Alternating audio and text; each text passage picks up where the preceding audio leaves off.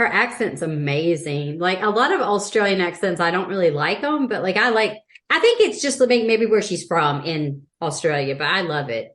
Yeah, Australian's kind of like the best way to describe an Australian accent is almost if you took your accent and my accent and mashed them Mixed together. them, made a baby. Yeah, but an accent baby.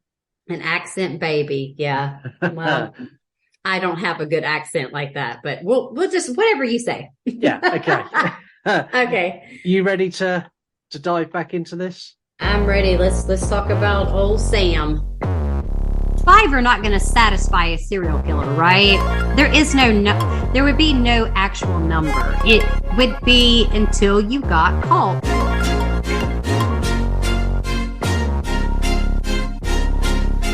We are not like other shows. I don't want to be rude, but I'm going to be rude because you know how I am. Wasn't a very pleasant looking woman. I'm not trying to be a bitch, but just saying. She was not a high class lady of the night. I know, it looked like terrible. Some shit that you did in Kitty Corral school. Like, what? Fucking awful.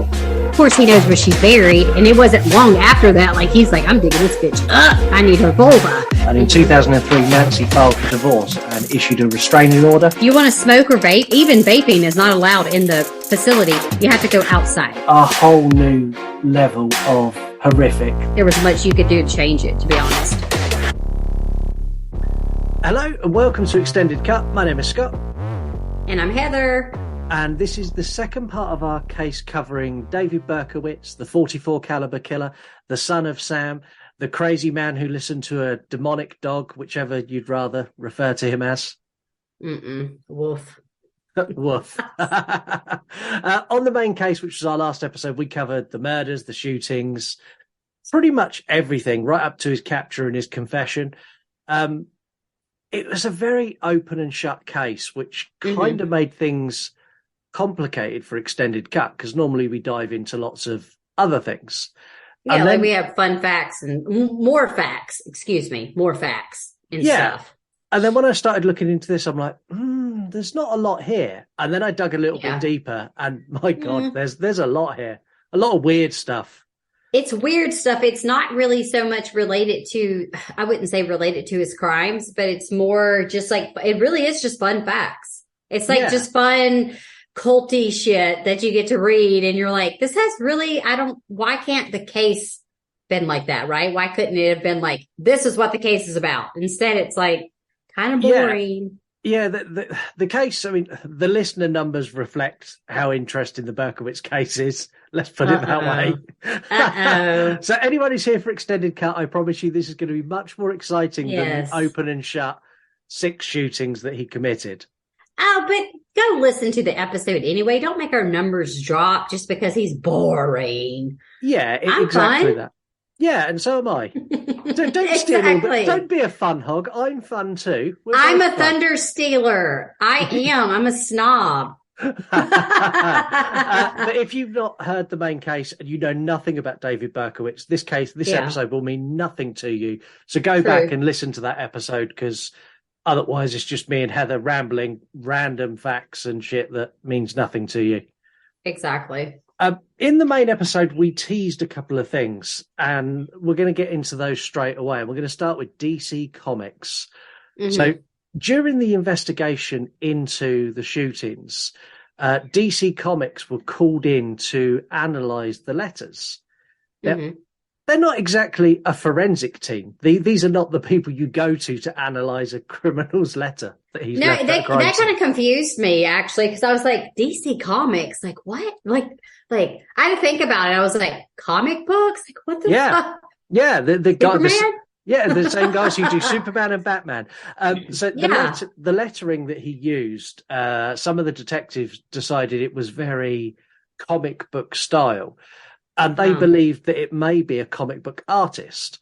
So they went and met with the editor of DC Comics, Bob Rosaskis, and they basically met with him and a couple of his illustrators and showed them the letters. And it was in the meeting that Bob realised, hold on a minute, they think this guy's a comic book writer. And Bob is quoted as saying, there is no way that is anyone from DC Comics. That writing looks janky as fuck. Maybe you should try Marvel. Janky. What a man.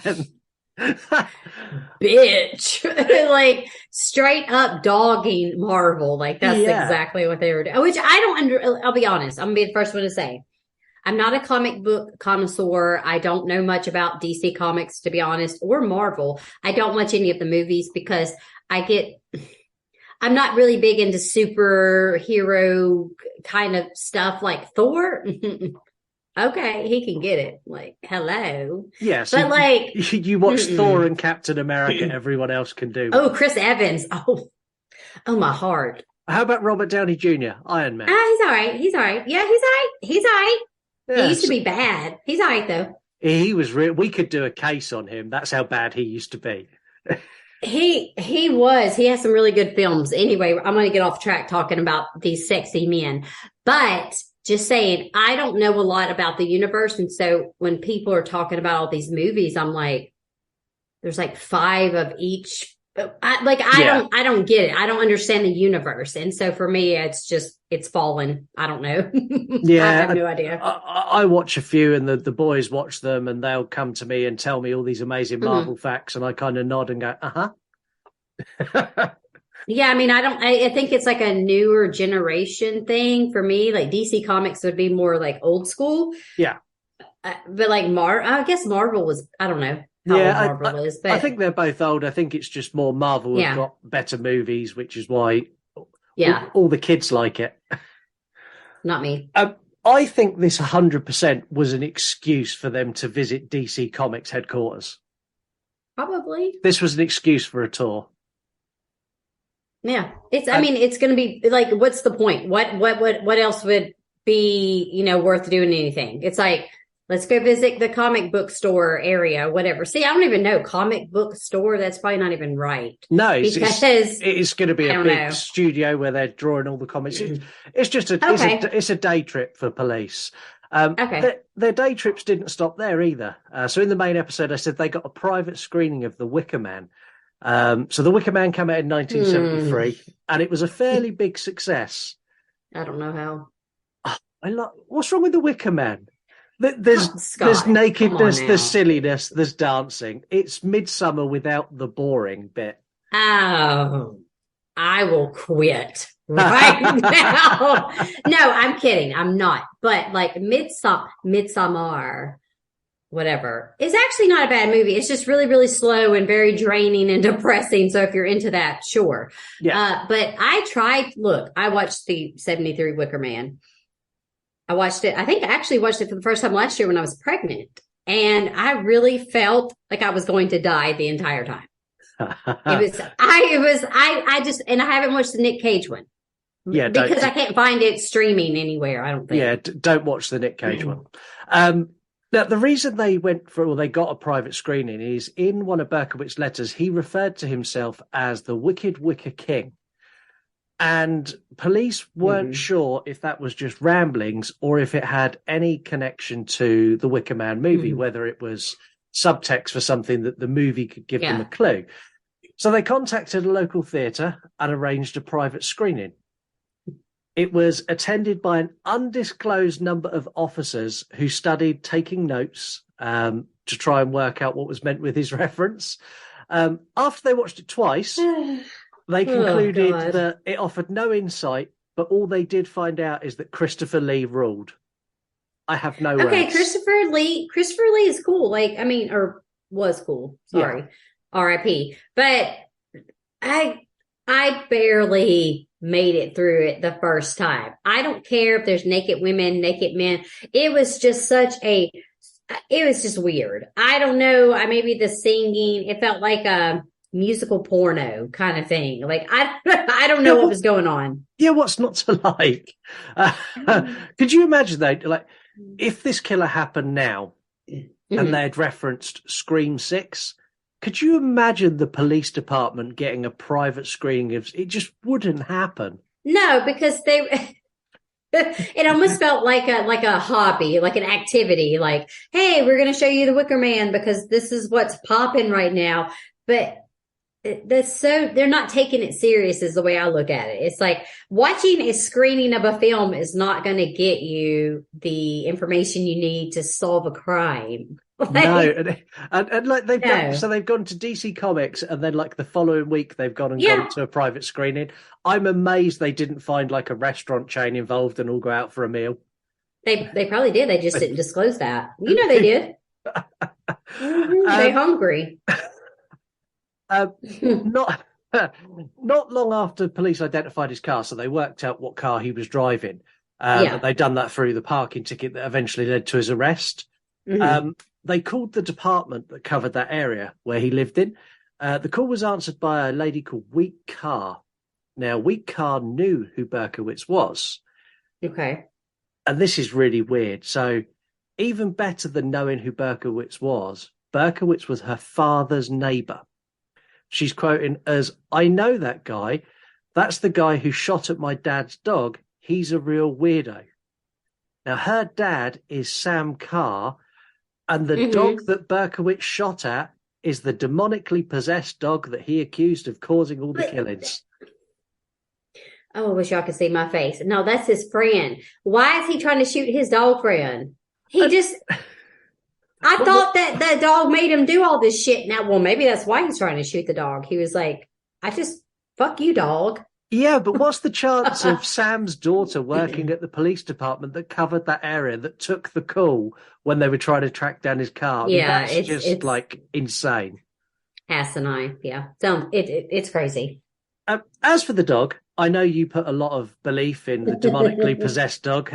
So the dog gets its own section because I felt it was only appropriate to give the dog as much coverage as humanly possible. Now, we know Berkowitz lied about the demonically possessed dog. It's a thing that he later said that at the time, this was his route to an insanity plea. So, why not go for it? Why not try, right? Because what if they're like, hey, you're insane. We're not going to put you in jail, like regular jail. Would you want to be in regular jail, or would you want to be in an institution for the criminally insane? I don't think I'd rather either, but given the choice, I'm in an institution every time. Apparently, he changed his mind last minute. So when he was confessing and when he said about the dog, it was around about that time when he had his first meeting with his lawyer, and his lawyer went, "Look, the story about the dog's cute and all, but they are not going to buy that as an insanity plea. Yeah. You need to just own up now and try and get the best deal out of this you can." Yep. So they knew he was full of shit. Like, I mean, come on now. I think that there's a way to, if someone is good enough to portray being emotionally not okay versus making up a crazy story about a dog, like that told him what to do. It's totally different. I don't know. I mean, if I were on that side of the team of trying to defend him, I'd also be like, drop that, David. You're going to go under the jail if you don't stop lying. Yeah, the thing is, so he expanded on his story as well. So it wasn't just the dog; it was that the old man Sam was possessed, and he spoke through the dog. And it's a black Labrador called Harvey. Two things. First of all, despite what Heather will tell you, dogs are the most lovely, kind, pure-souled creatures on the planet. And there is no way in hell a demon could communicate through such a pure, loving being. I don't believe it. I know for sure that demons, they go through dogs. They'll go through a cat too. Like, I ain't playing. Yeah, just because I said I don't like a lot of animals, actually. So cats can be evil. I do prefer a cat over a dog. But you don't know until it exists, Scott. You don't know what the demons can come through. Well, this is true. The other thing, though, is like I never understood why he made this so complicated. So if he said his neighbour was possessed and his neighbour was telling him to do things, that's probably fairly easy for them to put down to a mental illness. But it was his neighbour's possessed, but his neighbour won't talk to him directly. So he talks to the dog telepathically, and then the dog talks to him. Why make it so much hard work? That's a complicated lie to keep up. And maybe to make it sound more insane, like to make it sound crazy. Like, isn't that kind of the point? It does sound crazy.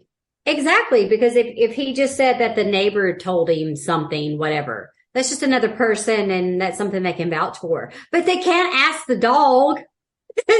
Rufus is asleep. I don't know what his name was. Harvey. Was it Rufus? It was Harvey. Harvey. Who calls their dog Harvey as well? That's a bad dog name. Yeah, that's like, have you ever noticed that there's some people that name their dogs or other pets human names, right? Not like Bingo. I don't even know where that came from. But like, they named the dog like Charles or Sebastian. I don't know. Like, it's weird to me. It's the craziest thing when you see people who walk their dog and their dogs run away and they're running after them going, Beatrice, come back, Beatrice. And you're like, where's that bitch Beatrice at? I hope you find her. And then you find out it's a stupid ass dog. Like, it is always a stupid dog. That's the thing. It's like a poodle or something. Ugh. Y'all don't understand. I don't like poodles. They are so mean. No, so our dog passed away last year, and we are about to get a new dog, which is quite exciting. What kind? It's a Jack Russell cross poodle. It's a Jackapoo.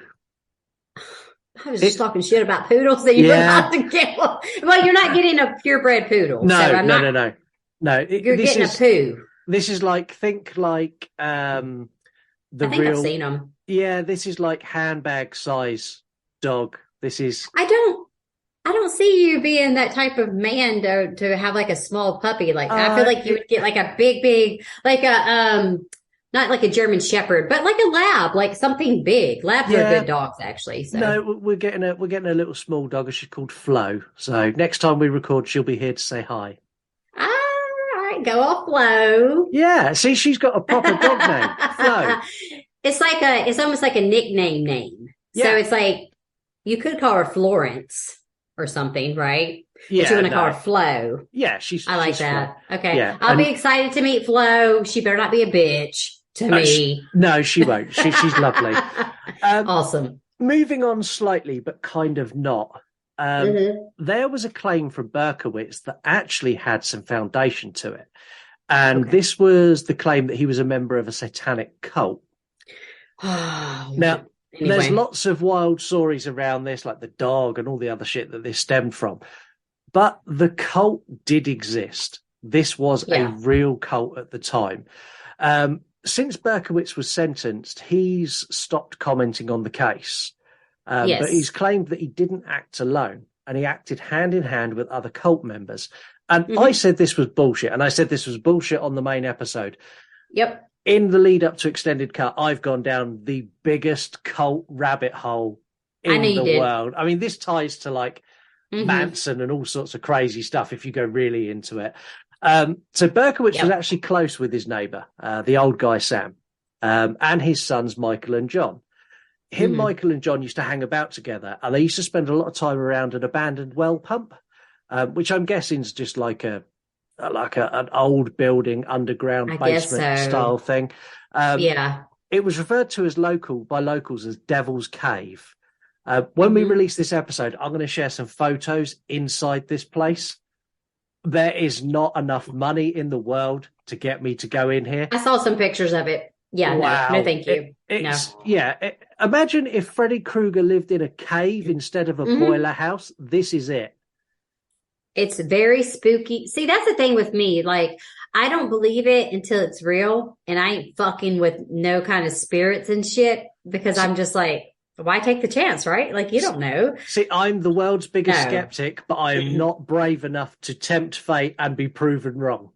So you've never there in the UK, like, I'm sure there's a haunted place somewhere, right? A haunted house, a haunted something. Yeah. Whatever. Woods, right where we are. You live in the I forget. You're like in the spooky forest. Yeah. So we have places here, but I've been to a haunted house. I went to the Myrtles plantation, which is, if you watch documentaries, it's like really high on the list of being the most haunted places in America type thing.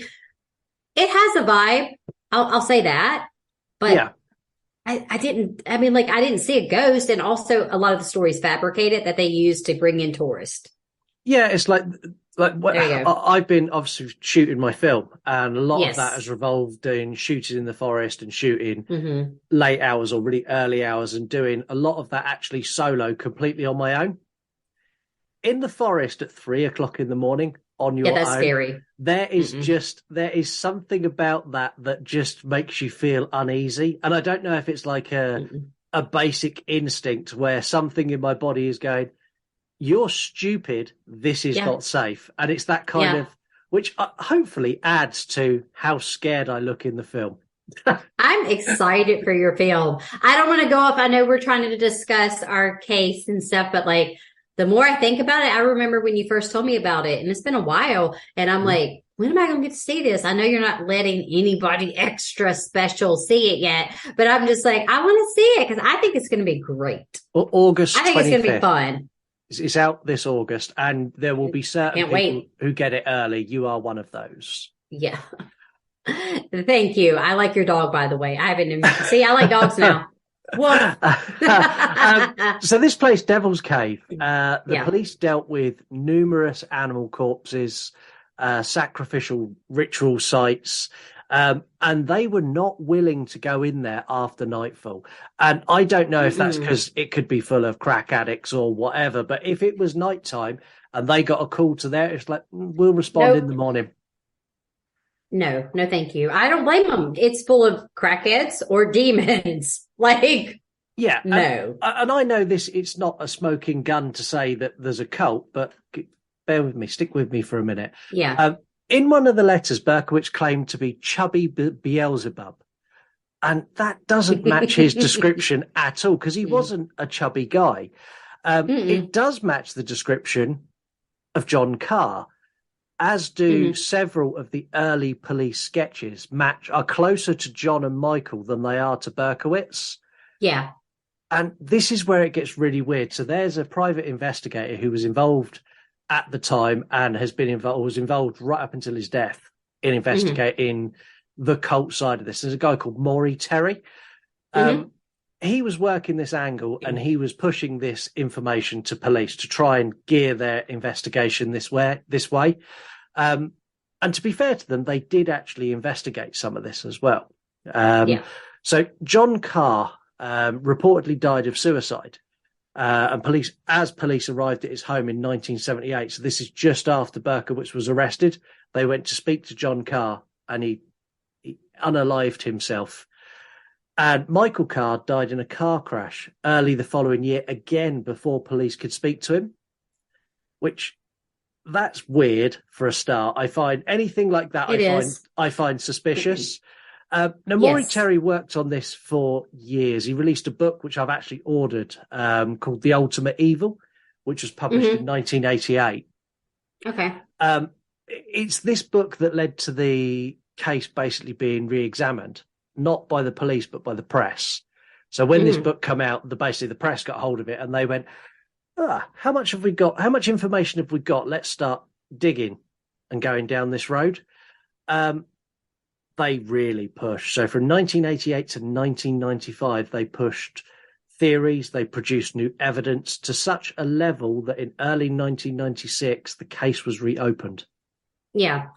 It's not too crazy to think that there couldn't be, that there aren't more people involved, honestly, because at that time frame, and when you read all that, I don't know if I read the same article or articles as you read, because as you guys know, Scott used to not like true crime.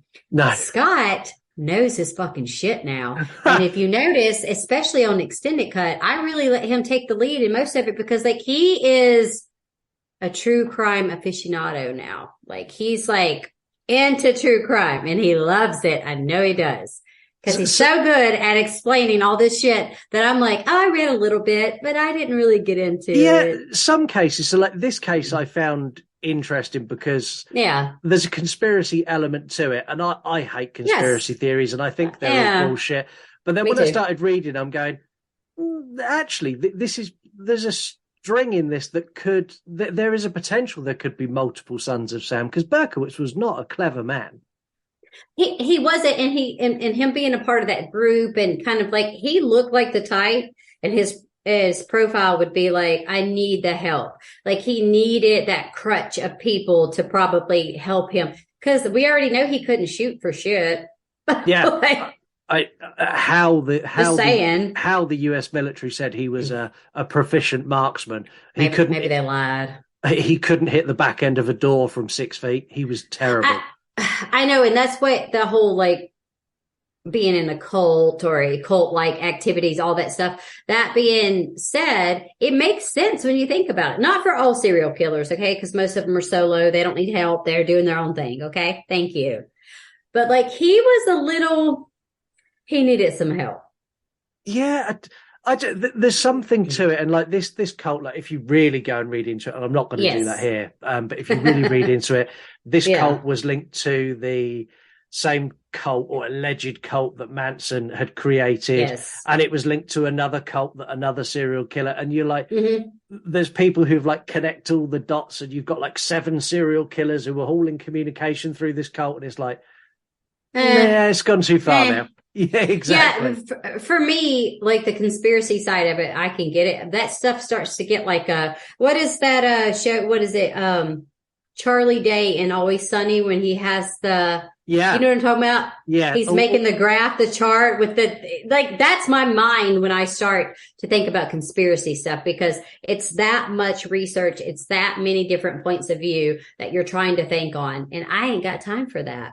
Look, not only that. I don't. Yeah, and not only that, you can tie anything together if you try hard enough. You can. And you can't tie me to shit. I'm going to let y'all know that. You can't tie me physically or mentally to shit because I ain't done nothing. I've been at home. That's a challenge. I am, before the next episode, I am going to, I've just created a new feature. It's called Tenacious Link. So I'm going to tie you to our next killer.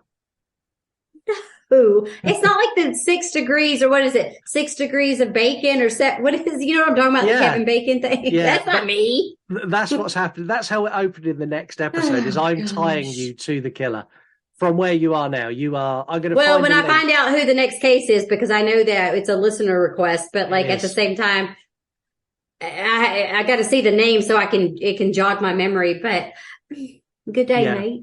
Yeah, there's a little teaser. I'm going to tie you to that killer. Okay, fine, whatever. The investigation of Son and Sam was reopened. They failed to find any evidence of another shooter or a satanic cult, but they also couldn't find enough evidence to say that there wasn't another shooter and that there wasn't a satanic cult. The case has been suspended, and believe it or not, even though Berkowitz is still in prison, the Son of Sam case is listed as open and unsolved, which I found insane, that he's in prison for these crimes, yet the case is officially unsolved. And he's old. He's like, what, 70-ish? 81, I think he is. Is he 81 now? Yeah. Okay. I saw a photo of him and I was like, well, I mean, he looks old, but he's kind of at that age where you're like, you could be 70, but you could be 90 because there's not a bunch of different. Some people, they just don't look like any older when they're 70 versus when they're 85, 90, right? Yeah. And it was hard for me to see, but he's like chunkier and bald, like has no hair now and everything. So yeah, he's got a very suspicious 1970s tash still. Yuck. Wait. Doesn't Mark have a mustache? No, Mark had a mustache for a little while, and I think the mockery made him shave it away. I'm not saying I mean, I don't know. My husband has a full beard, but my thing is like either do it or don't. I said. Are you not a fan of mustache then? Not a mustache solo. No, I've seen a lot of younger guys, especially like where I live. Actually, I've seen them everywhere, but like it's a thing now. Okay, like it must be a trending thing with males about, let's say mid-20s to late 20s, early 30s, and they just have the mustache, right? Clean shaven. I have a cousin who lives in Texas. Not me. My cousin lives in Texas. Mark, just letting you know. And he is he works for the fire department. It's like a fire department thing too. I'm serious. Bunch of the men have just a mustache, and I'm like, I don't like it for me. But you do you, boo. Okay. Yeah, I think for the fire department, having any facial hair is a liability. I don't think they're supposed to. Yeah, but he's like a what would you call it? Like a higher rank. Like he doesn't go and put the fires out. But maybe that's a celebration. He doesn't put the fires out now, so he can have facial hair again. And he's pretty young. Yeah, I don't know, but I just think it's. I don't know. I don't want to comment on that. I don't want a lot of people getting pissed off. I will. They look creepy. Mustaches make men look creepy. They look like a pedophile. I said what I said a little bit. Like it depends on the person, right? If the person carries it and they wear the right clothing, like it can work, but it's just not my cup of tea. No, if I had a mustache now, I would look like the sort of guy who'd be like, "Hey Heather, how are you?" That's the guy. I'd be like, "Bye, bitch." No, anyways, no white vans, no candy, nothing that rhymes with grape. That sounds good to me. I want you to let us know what you think on this case, because the cult side of it, this is where I'm really interested in what other people think. When it gets to conspiracies, that's not as clean cut. There's lots of you who listen. Get in touch. Send us an email, yourunpodcast@gmail.com, or on Instagram. Record us a direct message. Just literally push and hold the mic button and speak. Or record a TikTok with no music. We had another one this week that used music. Uh-oh. And I can't use it on the show. Oh, copyright stuff. Yeah. So, that's so stupid. So I get it, but it's stupid. Yeah, and the video was really good as well. And it was talking about Jack the Ripper. And it was great. But it's like... What song did they use that would copyright? What was it? Or music, I guess. They used Johnny Cash. I can't remember which song though. It was really cool. Yeah, I'll send it to you. That sucks. Yeah, it's so dumb that you can't kind of be creative. Like they let you use music on the reels, right, on Instagram. So it's like, won't copyright me. Do you know podcasting is really strange? So like, it's Apple or Spotify where you can get in trouble. It's quite difficult to get a strike, but if you do get a strike, your podcast is pretty much over. Yeah, let's not do that. We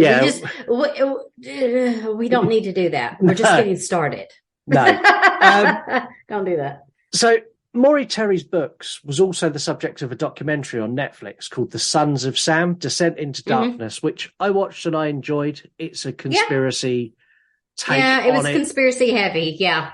Yeah. They had all the facts, but they kind of done the entire case in the first episode and a bit, and then there was like 3 or 4 episodes of just pure, and then we went to this cult place, and then we met this cult leader. It's very that way. There are lots. I like cult stuff, but there's lots of people who profit from the Son of Sam's killings. One of them's not David Berkowitz, and that's because there was a law that was introduced. Which was the Son of Sam law. I'm going to get to that in a minute because that needs a little bit more explaining than me just going, it's the Son of Sam law. Other things you can watch is The Summer of Sam, which came out in 1999. It's a good movie. Berkowitz absolutely hated it, which kind of made me love it more. I saw an interview where he's like, and that movie about me, Summer of Sam, that's absolute trash. I was like, I like that movie a little bit more. You're kind of trash for what you did, okay? Yeah. Bye. Yeah. He's been referenced in so many things, from Mindhunter to Seinfeld to I think the Seinfeld one is they're talking about it's all to do with like delivering post and mailman, and like one of them delivers post to Berkowitz. He's literally mentioned in anything that's set in New York. He's referenced. I think he's referenced in Friends at one point as well. He's literally been everywhere. I didn't watch Seinfeld, so that wasn't a show. I did watch Friends eventually, not when it came out, but I didn't watch Seinfeld. I'm not what's his name? Who's the guy? Yeah, Jerry, I'm not. Yeah, Jerry. What's his name? I can't think. Yeah, Seinfeld. Jerry Seinfeld. Yeah. Damn, stupid. Anyway, sorry. No, but seriously, I didn't get his humor. I've seen clips of the show and I was like, that's not funny. No, I've watched a couple. Is it me? No, I don't think so. I've watched a couple, and a couple are like, okay, I see why people like this, but it's not for me. Friends was okay, but I'm not really a series person. I don't watch series. I watch films and I watch documentaries. I like a series like Stranger Things, Yeah. Okay, stuff like that. Like, just saying, FYI, my little niece, who is 13, she just turned 13 a couple days ago. She just met Eddie Munson. That's not his real name, in real life. But anyway, she just got to meet him. They just went to a con. And my sister got to meet Ralph Macchio and William Zabka from The Karate Kid. Oh, that's cool. I was like, bitch, fuck you. So jealous. Yeah, we don't get many cons over here. You get loads in America. You're spoiled. There is a true crime con that I saw the other day that I don't kind of know what goes on at a true crime con, so I'm going to have a look into that. If anyone's been to a true crime con, let me know. Yeah, I've never even heard of one. This is the first time I've heard of one. I mean, obviously they have horror ones and comic book stuff which they mix. But what do they do at a true crime con? They're not rolling in Ted Bundy to do a Q&A, are they? I mean, right? I don't know. That is weird. Maybe you meet people. Maybe writers. Maybe you meet authors. Yeah, authors and maybe famous podcasts and stuff. I don't know. You need to look into that. Yeah, maybe I'll get us a desk at one. Shit. I got to come to the UK? Yeah, or we'll find one in the States and I'll come out to you. Oh, my gosh. If you came here... Y'all love it. Y'all love it. So the son of Sam Law, and this is just the most mind-boggling that this got passed as law. So after he was arrested, he was offered numerous TV deals, movie deals, book deals. Like, of course, we will throw money at you for you to tell us your story exclusively. Yep. Legislators in less than 3 weeks passed a new law to prevent killers selling their story to the press, film, TV, or book deals. And it was passed in law as the Son of Sam legislation.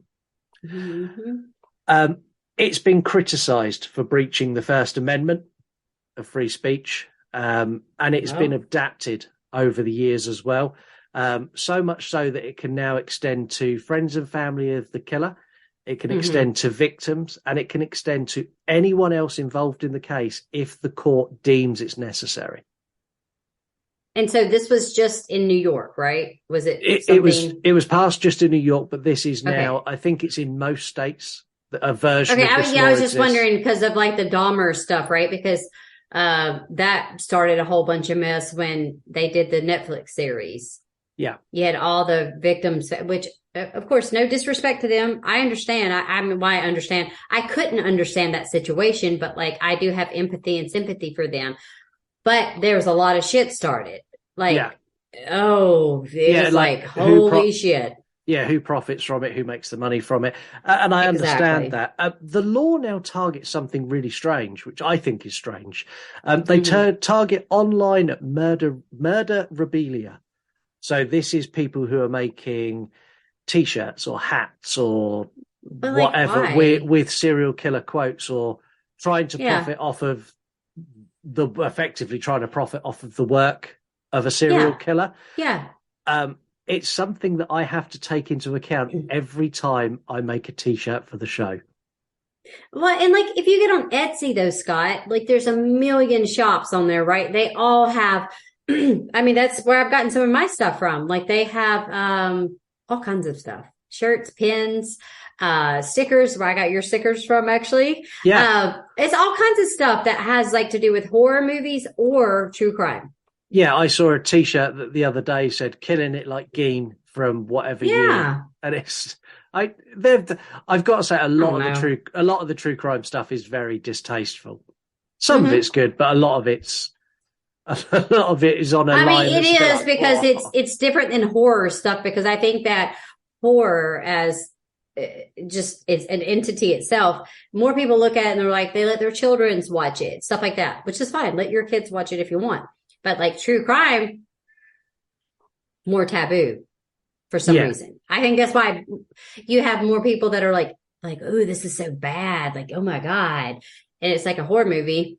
Okay, whatever. They just rip their arms off and it's no big deal. Yeah, the thing is though, I don't know. The thing I find strange is like the whole like memorabilia side of true crime. If you do something for David Berkowitz, lots of people are going to complain and moan and not be very happy that you've made some merchandise about that. But if I go and make a Jack the Ripper t-shirt tomorrow, not a single person gives a shit. No. Because it's older. I mean, nobody really gave a shit about him. it's the thing is, though, at what point how much time needs to pass before it's okay? It's really odd. I find it a really weird thing. I mean, it is very strange, but again, if you want any type of horror t-shirt, like I have a closet full of them, right? From Freddy, Jason, just Halloween, like all the big ones. You're making money off of it. You're profiting somehow. And for me, like you said about it being distasteful, true crime is like the same thing. They're going to profit from it. They're going to make the stickers that say absurd things and t-shirts. But if that's if you want to wear that, let people wear whatever they want, I guess, right? Yeah. Like, it's for you, not for me. I mean, I'm not going to wear something that's like too absurd. Yeah. Not anything that's like, killing it like Geen. Like, I don't really particularly like that. So. No, I did toy with using one of your greatest lines to make a t-shirt, which was, that son of a bitch just wanted her vulva. Mm-hmm. But maybe that needs to be a t-shirt. That's classy. That's classy as fuck. I think so. We received a message after the first episode. If you cast your mind back, Heather, you promised if we received a message in any way, shape or form, you would read this in your fabulous British accent. I've snorted. Did you send it to me? I did. It's in our notes. So we received a message from Eric. And let me get to my email. That's Eric82 on Instagram. He knows. Well, I'm going to let you read the message. It's right at the bottom. Shit. Hold on. It's more of a fun fact than a message. It's quite short. It's at the very, very bottom? It's at the very, very bottom. Okay, hold on. Where it says, we received a message. Yeah. I got that. I got that. Hold on.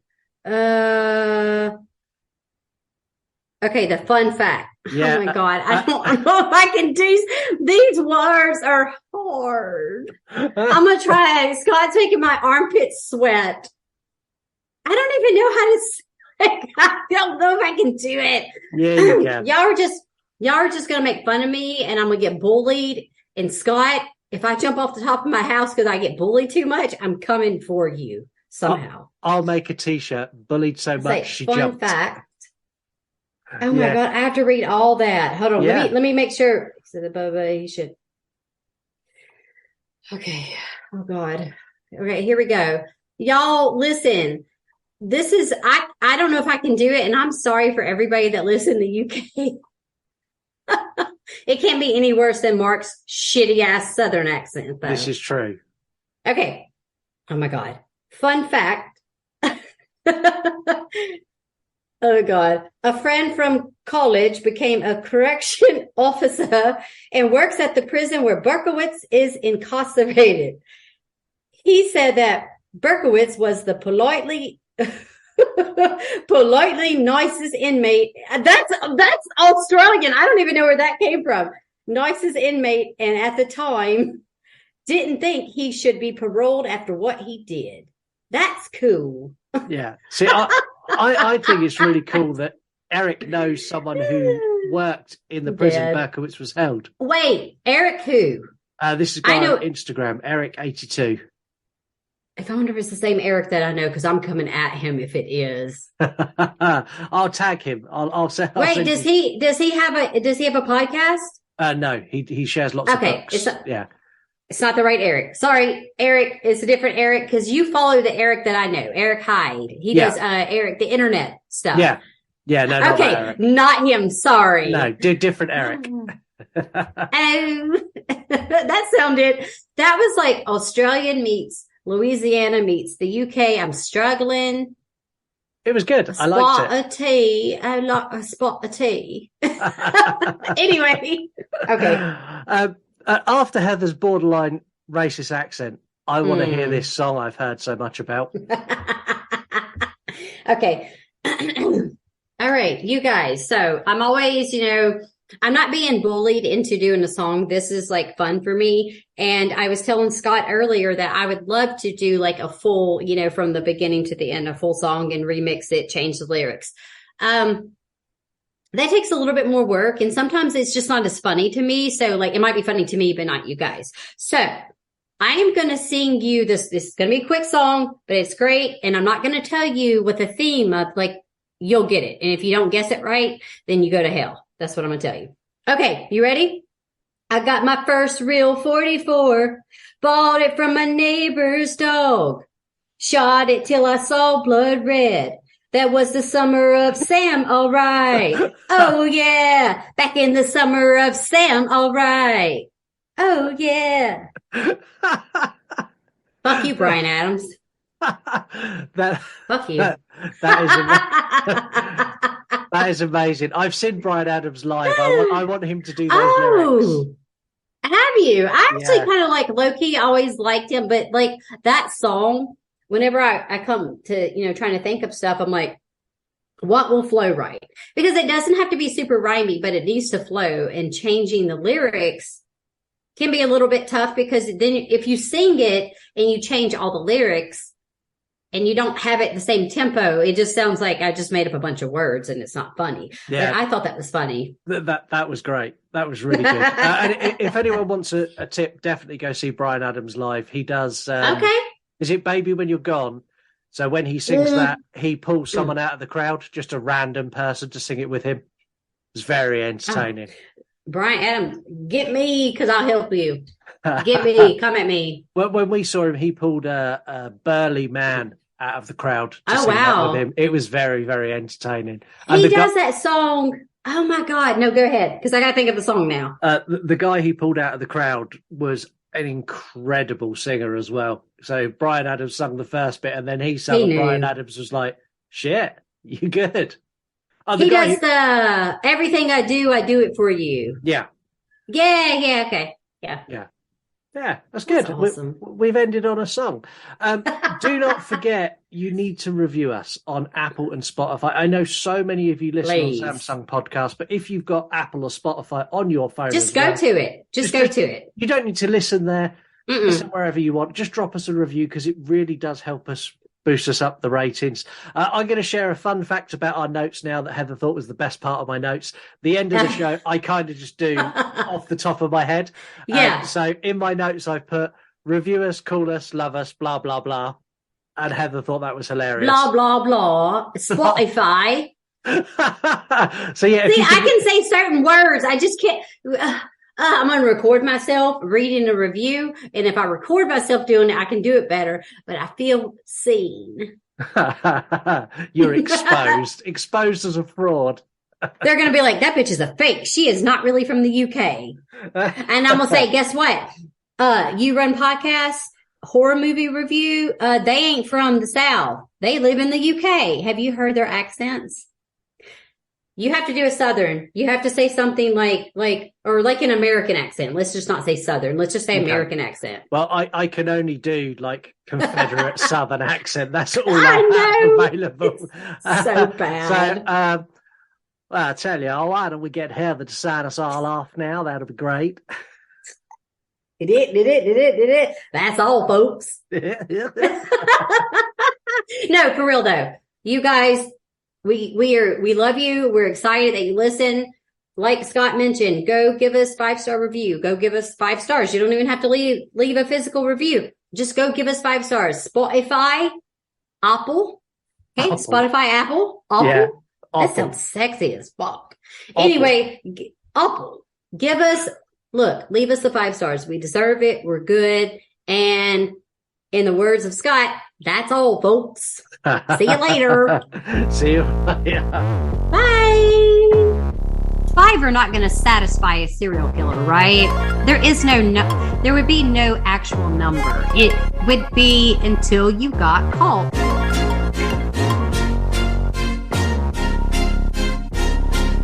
We are not like other shows. I don't want to be rude, but I'm going to be rude because you know how I am. Wasn't a very pleasant looking woman. I'm not trying to be a bitch, but just saying. She was not a high class Lady of the Night. I know, it looked like terrible. Some shit that you did in Kitty Corral school. Like, what? It's fucking awful. Of course, he knows where she's buried, and it wasn't long after that. Like, he's like, I'm digging this bitch up. I need her vulva. And in 2003, Nancy filed for divorce and issued a restraining order. If you want to smoke or vape, even vaping is not allowed in the facility. You have to go outside. A whole new level of horrific. There was much you could do to change it, to be honest.